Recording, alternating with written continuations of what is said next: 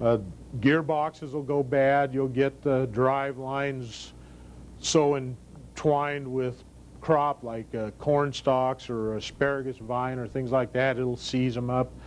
Different things can happen to cause lots of mechanical failures out on the machine. The electrical failures generally will be about 25% of the problems on most of these machines, because we have very sophisticated electrical systems, but over time they've been well tested, and they've got them figured out where they're relatively watertight and dirt proof.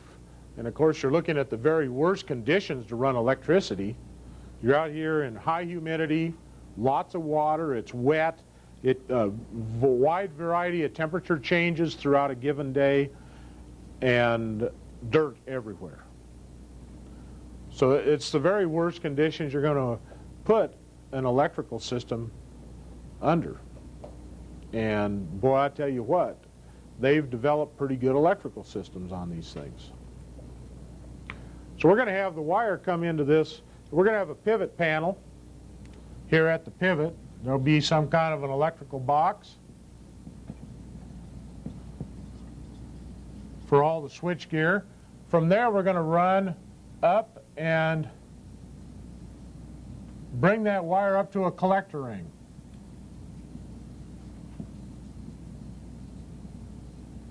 Now that collector ring simply is able to sit there and spin around and around in a circle continuously.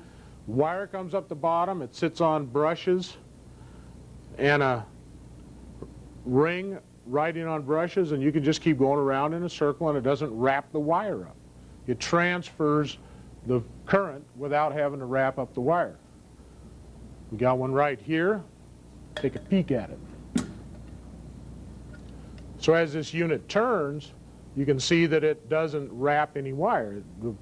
It rolls with it. We have rings and brushes.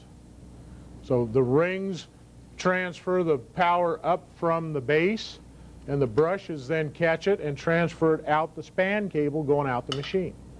So we just keep going around and around and around in circles. The original pivots didn't have a collector ring. They just had a big old long cord, and they know they could get about 5 revolutions, and then after 5 revolutions they'd have to go out, unplug it, and rewrap it. Well, occasionally they forget to do that, you know, and then it just ripped the plug apart, and then that'd be the end of operations until somebody went out and fixed it. And in the meantime, you got 480 loose out there in the field, which isn't a great idea. But we get that collector, and then we just send a span cable on out the machine. It's called a span cable. It'll have 10 or 11 wires in it heading out the machine, generally, and it goes out to each tower. You know, span cable, very descriptive terms.